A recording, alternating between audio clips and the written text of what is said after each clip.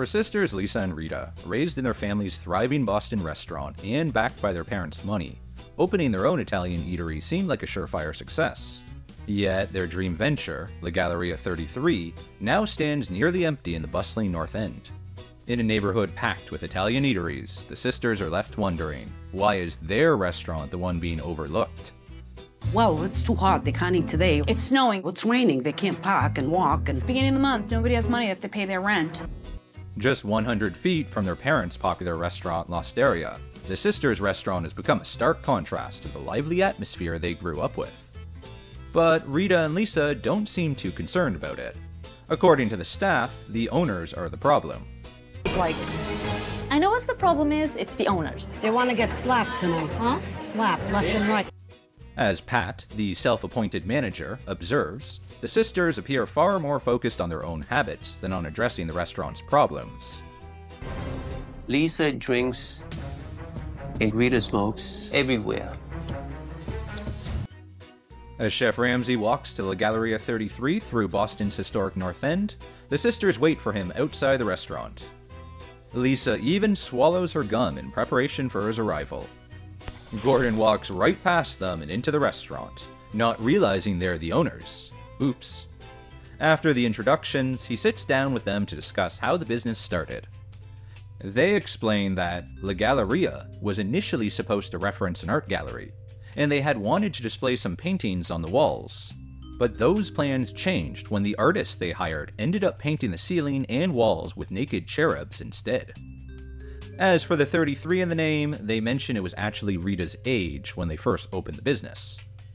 As she talks, Ramsay spots that Rita is chewing gum, which she immediately swallows.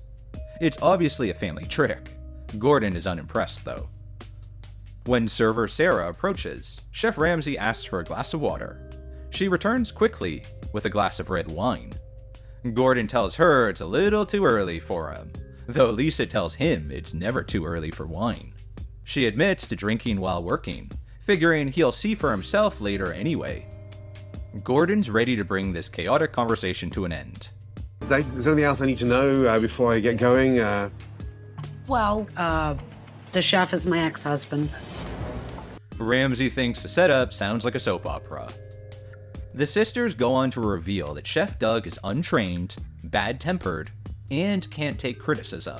But he can cook, as long as he's following their parents' recipes, according to them. Gordon figures it's time to see what the food is all about, while Rita looks on, feeling a bit on edge. Sara swings by to take his order. As Rita tries to make herself scarce behind the bar, Sara doesn't hold back. She straight up tells Ramsay that the place is a mess and the owners don't step up and take charge. Meanwhile, the sisters are eavesdropping on their server's little chat, and let's just say they're not thrilled about what they're hearing her say about them. Lisa, fuming, compares Sara to Benedict Arnold, the notorious traitor of the American Revolution. She's a traitor, Benedict Arnold. Skank. Next, Sara recommends a seafood ravioli to Chef Ramsay. Wouldn't you know it, that's the one dish Rita was really hoping Sara wouldn't mention, since they've been getting complaints about it all weekend. But Sara goes ahead and suggests it anyways, much to Rita's frustration. Why did you even tell him?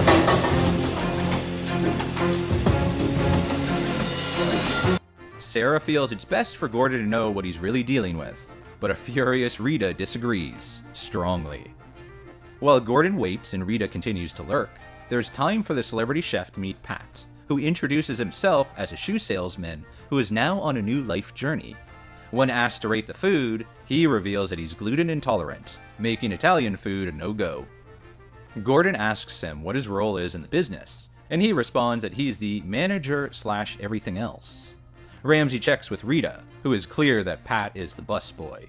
He tells Gordon that he just assumed the role of the manager. The owner explains that she fired Pat as busboy when he told her she was less important than him, but he'd persuaded her to take him back by hanging around outside. He got an umbrella. Yes? And he would walk by and look in like a very sad puppy. Rita admits that Pat is crazy and does more things wrong than right, but she loves him, so he's here to stay. Gordon is concerned that Pat can't eat at the restaurant as he's gluten-free and is withering away, and a shocked Rita replies that he eats all the time. Gordon is more confused than ever. The food begins to arrive, starting with homemade gnocchi and meatballs, which a smiling Sara reveals are frozen. The meatballs are bland, solid, and rubbery, which Gordon tells the owners is because they've been in the freezer instead of the fridge. When he receives the feedback, Chef Doug gets defensive and questions how many Italian restaurants Ramsay has been in, as most of them freeze food, according to him. Next up is the veal paradiso, which is stuffed with prosciutto and mozzarella, but is salty, overcooked, and, quite frankly, looks like someone was sick on a plate. Paradise it is not, according to the Michelin-starred chef. It's time for the seafood ravioli. When asked if they are fresh, Sara laughs. Nope, frozen again. The sisters don't think fresh ravioli is possible to serve. Who the fuck serves fresh ravioli? I mean, Nobody serves fresh ravioli anywhere. Sara tells Gordon the same dish has been the special for the past 2 years. Describing it as layers of gunk, he sends it back. While Rita mutters about getting revenge on Sara, Gordon's next dish is served, a fresh, if soupy, chicken marsala. He hopes it tastes better than it looks. It doesn't. It's sweet and under-seasoned.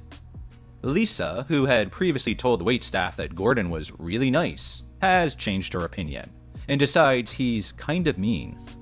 Still hungry, Ramsay asks for dessert. Sara tells him they only have tiramisu, but have run out. Gordon calls over the manager, Pat. He sends him over to L'Osteria for a piece of tiramisu, which is quickly delivered by Lisa and Rita's mother.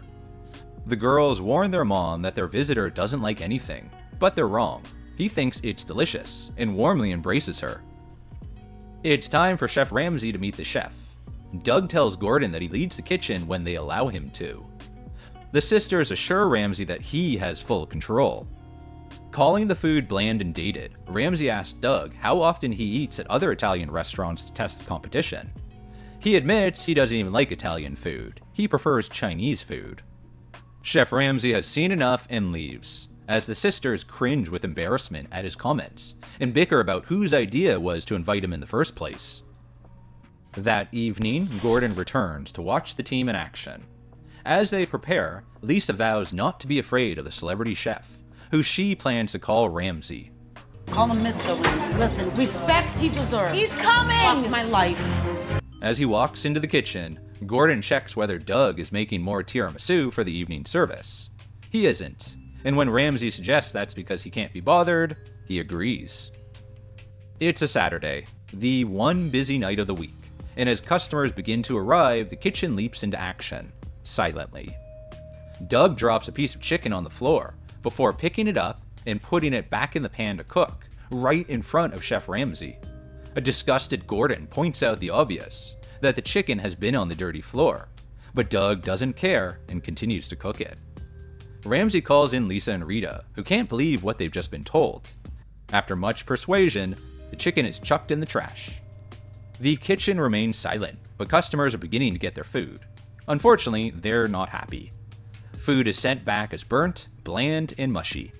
Rita is losing her temper, and takes a plate of ravioli returned as cold over to the table who complained, and starts arguing about the dish, telling the customers that they are wrong. When another diner complains that the mussels aren't fresh, Gordon heads back to the fridge to check them out. They're all dirty and open, which means they're dead. A concerned Ramsay heads downstairs to look at the rest of the food in the fridge. He finds rotten onions, which are months old. He also discovers Doug's freezer full of frozen pasta, which Lisa defends as not bad. Gordon asks the women if this was how their father prepared his food, which it obviously wasn't.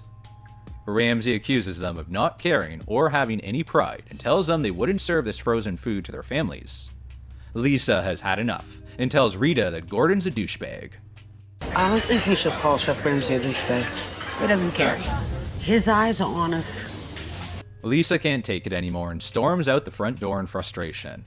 Gordon follows her outside. He tells her that if she leaves, he'll do the same. As they continue to argue in front of the restaurant, a crowd of onlookers gathers. They head inside, and Gordon repeats the ultimatum. If she doesn't commit to improving the dysfunctional restaurant, he won't either. While customers walk out frustrated and swearing never to return to La Galleria 33, Chef Ramsay steps in with a promise to turn things around. He asks the sisters to jot down their grievances and bring them to a meeting the next morning.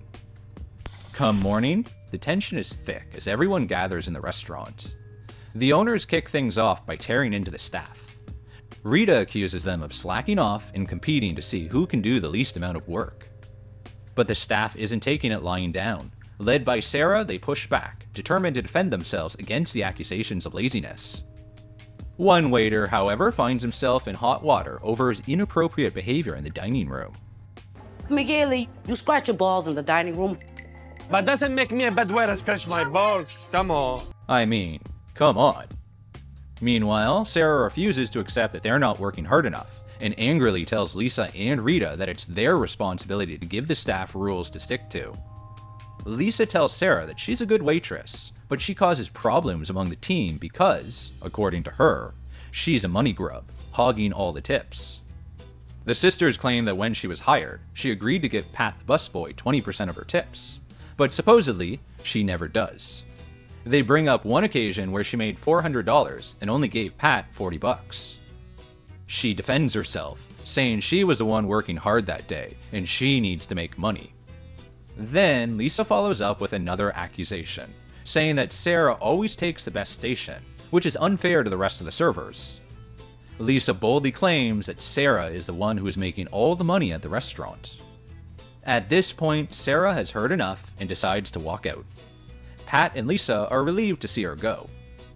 The meeting wraps up with Gordon telling the sisters they are to blame for not setting clear rules and allowing staff to dictate how the business is run.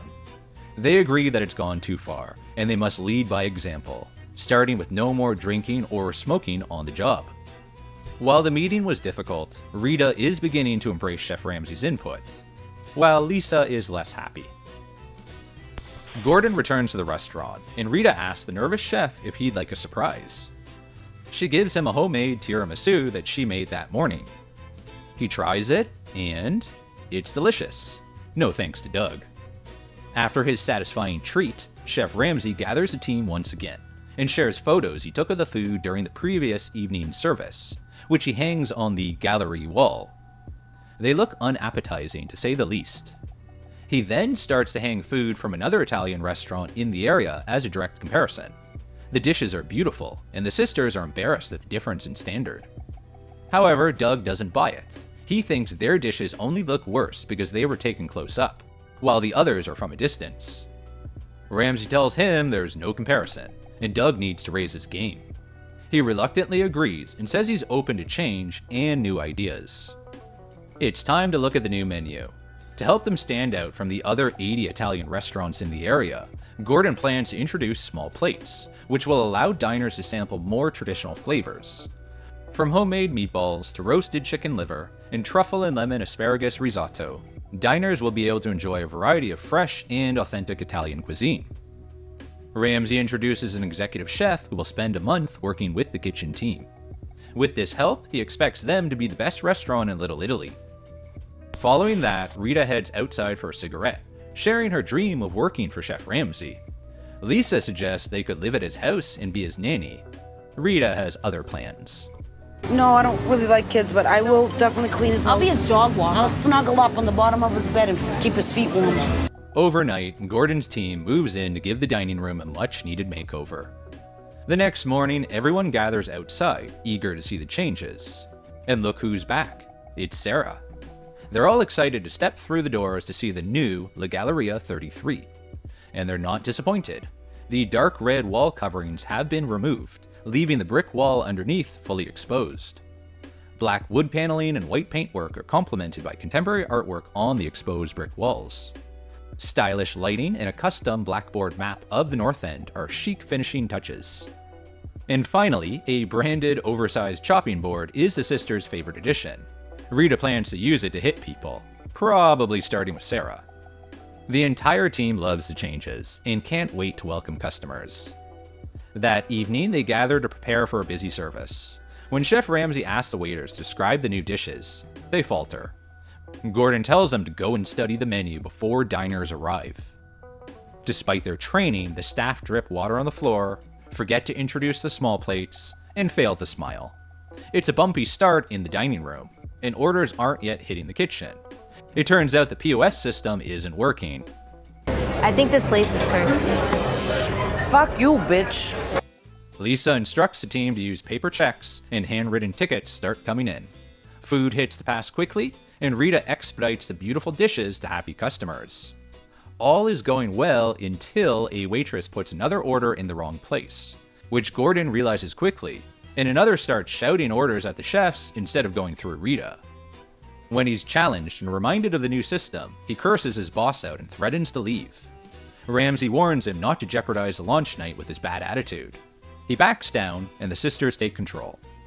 The kitchen is working well, and the plates are coming back clean. The service finishes strong, and Rita feels confident that she's now fully in control of her business. While the first night wasn't perfect, Gordon is delighted with how the team worked together, and Doug produced delicious and attractive plates, without standards slipping when the kitchen was under pressure. As he prepares to say goodbye, the sisters can't resist a hug. Ramsay tells them to remain in charge, and Rita tells him she feels strong and empowered when he is around. Despite hating him 2 days previously, Lisa is also sad to see him leave. Gordon heads outside, where he describes this kitchen nightmare as one of the most enjoyable he's ever done. He's hugely proud of their progress, and they're ready to stand on their own. Though it seems Rita doesn't agree. You can't go. I cannot stay. You can stay. Just 20 more minutes. One diner, a food blogger who attended the relaunch night, was able to share some behind-the-scenes information. Having signed their waiver forms and waited 30 minutes in the rain, the group was invited inside. On their table was a potted plant with a wire coming out. It was actually a hidden microphone to pick up their comments. The blogger commented on how pretty the exposed brick walls were, and was asked by a crew member to repeat herself as the comment hadn't been picked up. When they received their first course, it wasn't good, but the food quickly got better. They gave honest and constructive feedback to Gordon's restaurant coordinator, who asked them to only share positive feedback online, as the staff were trying hard to turn the restaurant around. The group got to meet Gordon as they were filmed leaving, and he apologized about the disappointing dish. Well, as he told Rita, the customer is always right. The Galleria 33 was filmed in May 2012, and shown as a double episode 5 months later. It quickly became a fan favorite, with the 2 episodes achieving ratings of 7.4 and 7.3 on IMDb. It's regularly mentioned as one of the best ever Kitchen Nightmares episodes, with some viewers returning to it over and over again when they need a laugh. Rita often tops the list of most loved owners for her warmth, wit, and offbeat wisdom, but achieving those ratings is a team effort. Viewers felt the combination of chaotic co-owners, lazy chef, mischievous waitress, and self-proclaimed general manager / busboy would make the perfect stars in their own reality TV show. Some fans thought this episode had the feel of an Office-style sitcom based on a dysfunctional restaurant, and they were left wanting to see more. Sisters Rita and Lisa were praised for their honesty, and unusually for a Kitchen Nightmares family, their closeness when the pressure was piled on. Viewers also loved their relationship with their mother, who had hand-delivered a tiramisu with complete confidence that Chef Ramsay would love it, which he obviously did. Gordon is known for loving the nonas. While Quiet Lisa observed work shifts in the dining room with a much-needed glass of wine, we saw a stressed-out Rita observe Gordon relentlessly from behind beer pumps and pillars as she slowly fell for the celebrity chef's charms. And her retelling of the story when General Manager Pat was rehired after standing outside the restaurant was one of her best from the episode, leaving fans in stitches. Pat, assuming the role of manager, also made him a memorable figure, along with his imagined gluten intolerance. But the sisters' support of him as part of their crazy restaurant family warmed viewers' hearts. Every good story needs a villain, and in this one, server Sara happily took on the role.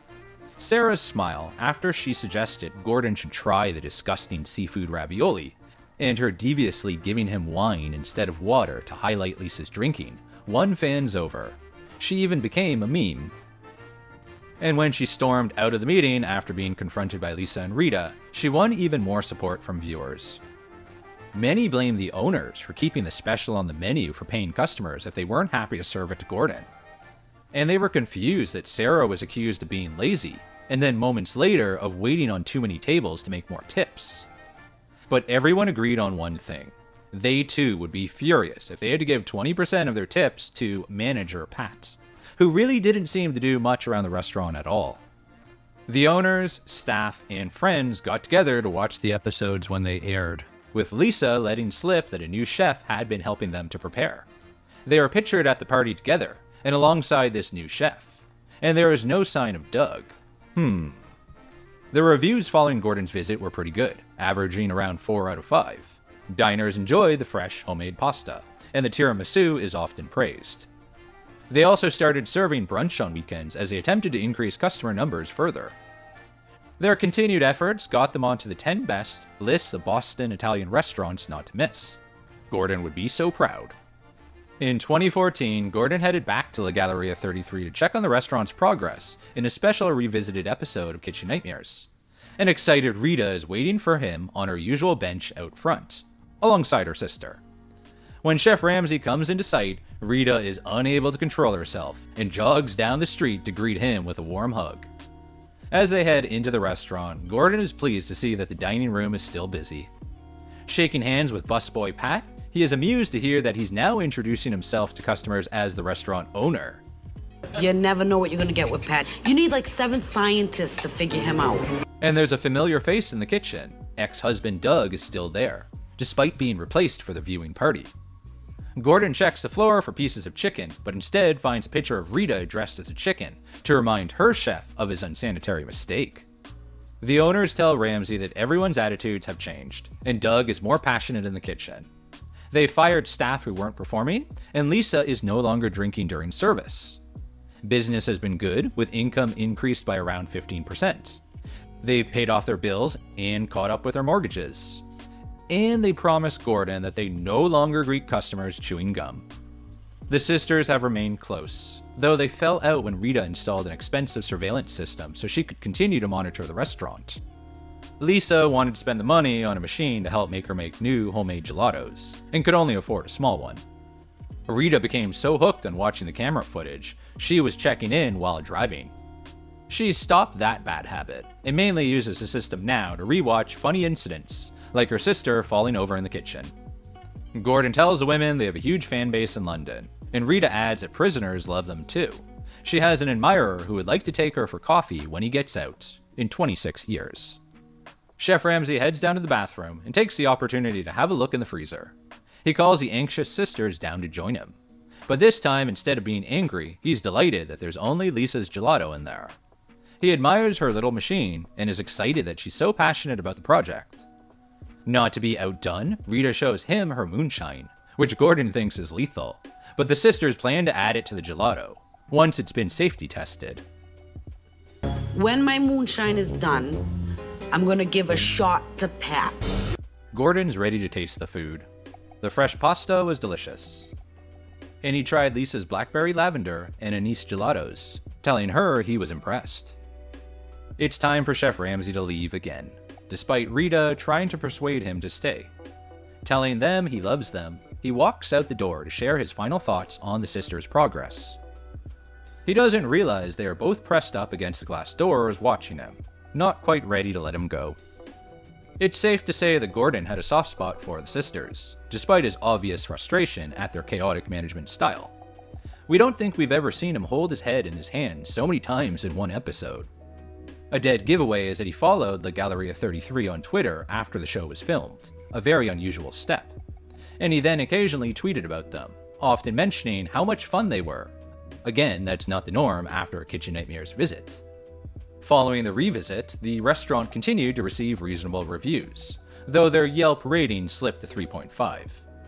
Though the food was good, even the seafood ravioli, and was obviously still fresh and homemade, the service seemed to have remained a bit of a problem, and was regularly slow, even when the dining room wasn't busy.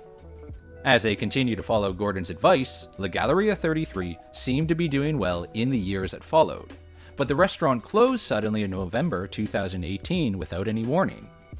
The space was taken over by a Portuguese-Italian restaurant called Libertine, which is still there today and receives great reviews. It is rated 4.2 on Yelp and advertises its mainly gluten-free menu, so even Pat can eat there safely, if he ever finds himself walking around the streets again. The interior of the restaurant has been updated, but the exposed brick wall is still on show. The outside has been modernized, and folding doors cover the entire front of the restaurant. So why did the Galleria 33 close its doors for good? Many viewers were concerned that the family opening a new restaurant so close to their established one was always going to lead to failure.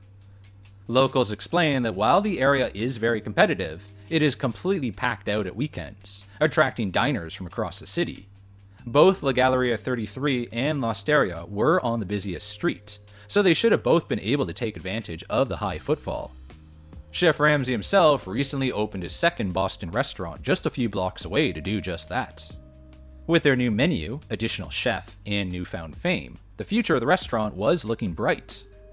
Sadly though, in August 2016, Rita and Lisa lost their father, Rocco.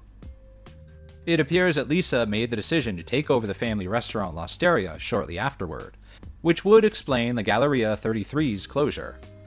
L'Osteria is still open and gets reasonable reviews, from 3.4 on Yelp to 4.2 on Google. However, it seems that Lisa is no longer involved with the restaurant. The new owners are named on the website as Carmen and Darnell, but recent news reports named the owner as Daniela Di Pietrantonio, which is the family name. So it looks like L'Osteria was passed down the family to Rocco's son, Lisa and Rita's brother. Diners still enjoy the authentic Italian-American food, the welcoming atmosphere, and the owner's warm hospitality. And just as the restaurant has been handed down the generations of Rita and Lisa's family, generations of other families have come from all over Boston to eat there. While it appears that Lisa isn't running the family restaurant anymore, we haven't been able to track down where she is working. Her social media shows her enjoying her time with friends and family, and it's safe to say she enjoyed her 15 minutes of fame, though she was slightly bewildered at her newfound notoriety. When the episode received such a positive response, it was repeated on both US and UK TV, much to her surprise. She also revealed an interesting snippet about fan favorites Amy and Sammy from Kitchen Nightmare's highest rated episode, ABC. In a Facebook conversation, she told a friend that she'd received a phone call from the fan favorites while her episode was in production. They had wanted to find out whether the sisters felt misrepresented, which they clearly didn't, as she adds, "If you don't want to look crazy, then don't act crazy, lol." It's great to see Lisa looking so happy and healthy, and we wish her well for the future. When La Galleria 33 closed and her sister started work in the family restaurant, Rita had other ideas. She moved to Florida, but didn't give up on her dream of running a successful restaurant, and in January 2024, she opened Rocco's, an Italian market and deli named in her father's honor.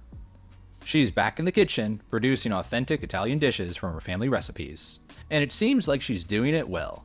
Her Yelp rating is an impressive 4.8 out of 5. That's because she's sticking to Gordon's magic formula and making fresh, homemade food with plenty of passion. Customers call her food fantastic and insane, and it's great to see it's still served with a smile. But she's not doing it entirely on her own. A familiar face has been spotted in the kitchen next to her. It seems family still comes first for big-hearted Rita. We're delighted to see her and her mom doing so well. When Chef Ramsay revisited the restaurant in 2014, there was one obvious face missing, waitress Sara. The sisters told Gordon that they had removed disrespectful staff, and Lisa confirmed on social media that Sara had been fired before the episode aired. Sara took the opportunity to make a complete career change, and in 2012, she gained an associate's degree to become a medical assistant. Since then, she's been working as a medical technician, while doing some hair modeling on the side. She doesn't have much of an online presence, so that's all we could find, but we hope she continues to find joy and fun in her work. As for Chef Doug, according to locals, he was working at La Galleria 33 right up until it closed in 2018, alongside his two brothers, who were the other cooks in the kitchen. We have no updates on Doug since then. And finally, Pat. Was he able to find another management role when the restaurant closed? It's safe to say that Pat enjoyed his time on TV, and he happily took photos with customers at the restaurant after the episode aired. Pat was last seen working in L'Osteria when the Galleria 33 closed. As the restaurant stayed in the family, we hope he's still there as owner/manager/busboy. Lisa, Rita, and their staff gave us an unforgettable Kitchen Nightmares episode, and we wish every single character from the show well in the future.